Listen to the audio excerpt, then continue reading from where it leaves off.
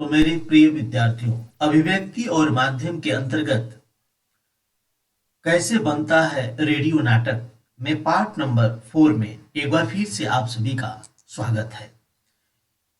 तो हमने देखा कि रेडियो नाटक के लिए कहानी का चुनाव करते समय हमें तीन मुख्य बातों का ख्याल रखना है। कहानी सिर्फ घटना प्रधान न हो, सिर्फ घटना ही न हो, उसकी अवधि बहुत ज्यादा न हो, अर्थात उसका समय बहुत ज्यादा नहीं होना चाहिए। धारावाहिक की बात दीगर है, अर्थात ये कह रहे हैं धारावाहिक की बात अलग है, सीरियल जो टीवी में आता है।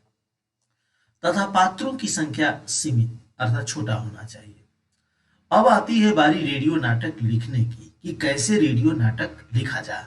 जैसा कि पहले भी जिक्र हुआ था, मंच का नाट्यालेख यानी मंच पर नाटक जो खेला जाता है उसकी बात कर रहा। फिल्म की पटकथा यानी फिल्म की जो स्क्रिप्ट है और रेडियो नाट्य लेखन में काफी समानता है। समानता है, लेकिन उसका मंचन करने के लिए रेडियो नाटक में किसी मंच की जरूरत नहीं पड़ती, बल्कि ध्वनि और आवाज ही महत्वपूर्ण होते हैं। सबसे बड़ा फर्क यही है कि इसमें दृश्य गायब है। किसमें? रेडियो नाटक लेख में। उसका निर्माण भी ध्वनि प्रभावों यानी ध्वनि से डरावनी, अगर जंगल है तो डरावनी आवाज ध्वनि के माध्यम से निकालेंगे और संवादों के जरिए करना होगा। संवाद ही बताते हैं कि मतलब इस समय क्या है। जंगल में आप जा रहे हैं तो 12 बज गए हैं, ठीक है। तो इतना कहने से सुनने वाले को पता चल जाएगा कि ये रात की सीन है। यहाँ एक बात और समझ लीजिए, ध्वनि प्रभाव में भी संगीत भी शामिल है। अपनी बात को और बेहतर ढंग से समझने के लिए एक उदाहरण की मदद लेते हैं। नीचे उदाहरण दिया है। मान लीजिए दृश्य कुछ इस प्रकार का है। रात का समय है और जंगल में तीन बच्चे राम, श्याम और मोहन रास्ता भटक गए हैं। फिल्म या मंच पर इसे प्रकाश, लोकेशन, मंच सज्जा, ध्वनि प्रभावों और अभिनेताओं के भाव भंगिमाओं से दिखाया जा सकता है। फिल्म में या मंच पर इसे लोकेशन दिया जा सकता है, मंच को उस तरह सजाया जा सकता है, ध्वनि का प्रभाव और अभिनेता के भाव भंगिमा उसके एक्टिंग से दिखाया जा सकता है। लेकिन रेडियो के लिए इसका लेखन इस प्रकार होगा, दिखा रहा है। कट या पहला हिस्सा। कट जैसे इंग्लिश में हम कहते हैं CUT, कट, ठीक है। तो कट या पहला हिस्सा किसी भी नाटक का पहला हिस्सा काटकर यहां दिया गया है। जंगली जानवरों की आवाजें, डरावना संगीत, पदचाप का स्वर। पदचाप का मतलब चलते समय जो आवाज आ रही है उसकी आवाज हम यहां निकालेंगे। जंगली जानवरों की आवाज निकालेंगे, डरावनी संगीत बजाएंगे। अब देखिए राम। हालांकि इसमें दृश्य नहीं दिखाया जा सकता है, ये आपको दिखा रहा है रेडियो। कैसे? राम राम बोल रहा है, श्याम मुझे बड़ा डर लग रहा है, कितना भयानक जंगल है। श्याम, और डर तो मुझे भी लग रहा है राम, इतनी रात हो गई। इतनी रात मतलब इतनी रात हो गई, घर में अम्मा बाबू सब परेशान हो गए। इतनी रात को यहाँ 12 बजे भी बोल सकता है। 12 बजे, 12 बज गए हैं, ठीक है। तो सुनने वाले को ये पता चलेगा 12 बज रहा है रात को, ठीक है। राम, ये सब इस नालायक मोहन की वजह से हुआ है। मोहन की नकल करते हुए राम कह रहा है, जंगल से चलते हैं, मुझे एक छोटा रास्ता मालूम है। कौन कह रहा है? राम कह रहा है। श्याम चौंक कर, अरे मोहन कहाँ रह गया? अभी तो यही था। आवाज लगाकर मोहन मोहन चिल्लाता है। राम लगभग रोते हुए, हम कभी घर नहीं पहुंच पाएंगे। राम बोल रहा है, अब हम लोग नहीं पहुंच पाएंगे, इसी जंगल में मारे जाएंगे। श्याम चुप करो। मोहन, अरे मोहन हो, ठीक है, ये बोल रहा है, बुला रहा है। मोहन दूर से नजदीक आती आवाज, आ रहा हूं।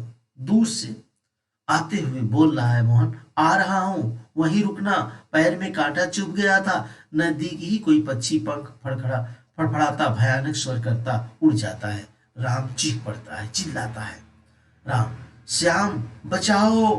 मोहन जो नजदीक आ चुका है, डरपोक कहीं का। राम बोल रहा है, ओ क्या था? जो पक्षी उड़ गया उसके बारे में पूछ रहा है। मोहन, कोई चिड़िया थी, हम लोगों की आवाजों से वो खुद डर गई थी। एक नंबर के डरपोक हो तुम दोनों। श्याम, मोहन रास्ता भटका भटका दिया, अब बहादुरी दिखा रहा है। श्याम बोल रहा है मोहन रास्ता भी भटका दिया, अब बहादुरी भी दिखा रहा है कि मैं डरपोक नहीं हूं। यह दृश्य इसी तरह चलेगा। ठीक है, जो भी दृश्य दिया है इसी तरह रेडियो नाट्य लेख में चलेगा और सुनने वाले को एहसास हो जाएगा, उसके दिमाग में खुद ब खुद फिगर बनता चला जाएगा। आपने गौर किया होगा शुरू में हमने अंक या दृश्य की जगह कट लिखा है। ठीक है, कट माने किसी पार्ट का कटा हुआ हिस्सा। दरअसल रेडियो नाटक में दृश्य नहीं होता, इसलिए उसकी बजाय अंग्रेजी शब्द कट लिखने की परिपाटी है, मतलब परंपरा है। वैसे इतना महत्वपूर्ण नहीं है, आप अलग अलग दृश्यों या हिस्सों को अपने तरीके से दर्शा सकते हैं। महत्वपूर्ण है संवाद और ध्वनि प्रभाव। याद देखिए ये चीज आप जरूर लिखेंगे अगर प्रश्न आता है, महत्वपूर्ण है संवाद और ध्वनि प्रभाव। ठीक है, इसको अंडरलाइन कर देंगे। हमने शुरू में ही ध्वनि प्रभाव से जंगल या किसी खुली जगह का संकेत दे दिया है। फिर राम भी अपने संवाद में कहता है कितना भयानक जंगल है, अर्थात ये लोग इस समय जंगल में हैं। ये बात श्रोता को मालूम हो गई है, अर्थात सुनने वाले को। अब श्याम अपने अगले संवाद में इतनी रात हो गई, अर्थात वो बोलता है इतनी रात हो गई है, इसकी जगह पर क्या कर सकता है, स्थान जंगल, समय रात।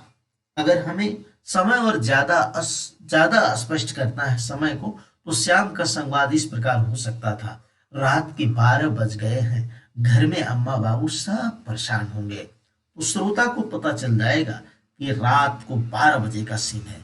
तात्पर्य यह है कि आप संवादों के द्वारा दृश्य का देश काल स्थापित कर सकते हैं। बस शर्त यह है कि वो स्वाभाविक होना चाहिए, जबरदस्ती ठूसा हुआ न लगे। मसलन श्याम अगर संवाद कहें राम रात के 12 बजे हैं और मुझे डर लग रहा है, साफ दिखाई देता है कि मात्र सूचना देने के अंदाज में संवाद लिखा गया है, ताकि श्रोता को यह पता चल जाए कि कितना समय हो रहा है। हम आगे देखते हैं कि दृश्य हमें और क्या क्या जानकारी दे रहा है।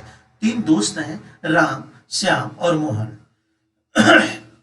वो पिछले दृश्य की यहाँ बात करें, तीनों कहीं से वापस घर आ रहे थे। मोहन ने सुझाव दिया कि उसे जंगल से होकर जाने वाला कोई छोटा रास्ता पता है। तीनों ने जल्दी घर पहुंचने की ललक में जल्दीबाजी में वो राह पकड़ ली और भटक गए हैं।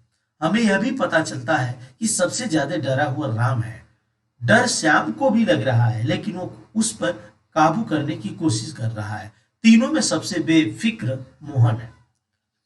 रेडियो नाटक में पात्रों संबंधी तमाम जानकारी हमें संवादों के माध्यम से ही मिलती है। उनके नाम, आपसी संबंध, चारित्रिक विशेषताएं, यानी उनका चरित्र क्या है, ये सभी हमें संवादों द्वारा ही उजागर करना होता है। भाषा पर भी हमको विशेष ध्यान रखना होगा, अर्थात भाषा सरल होनी चाहिए।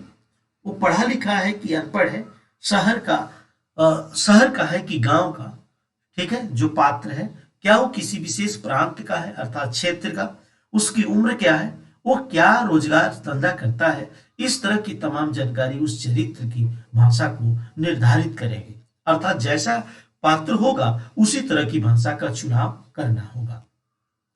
फिर पात्रों का आपसी संबंध भी संवाद की बनावट पर असर डालता है। एक ही व्यक्ति अपनी पत्नी से अलग ढंग से बात करेगा, अपने नौकर से अलग ढंग से, आपने बास के प्रति सम्मान पूर्वक रवैया अपनाएगा, तो अपने मित्र के प्रति दूसरा रवैया अपनाएगा, के प्रति उसका बराबरी और गर्मजोशी का व्यवहार होगा। ये सब प्रकट होगा उसके संवादों से।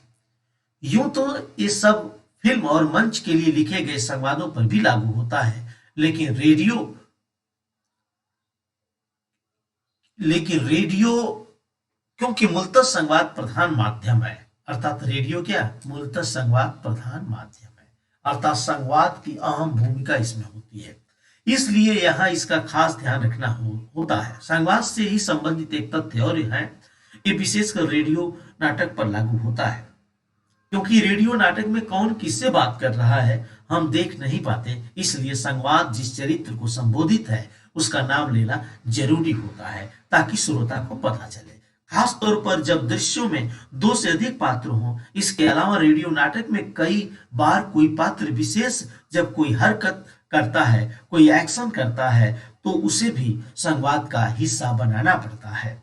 उदाहरण के लिए हमारा चरित्र पार्क में है, ठीक है, और उसे बेंच पर बैठना है, तो उसका संवाद कुछ इस तरह का होगा, कितनी गर्मी है आज पार्क में। ठीक है, यानी सुनने वाले को पता चल गया कि ये पार्क में बैठा है, चलो कुछ देर इस बेंच पर बैठ जाओ।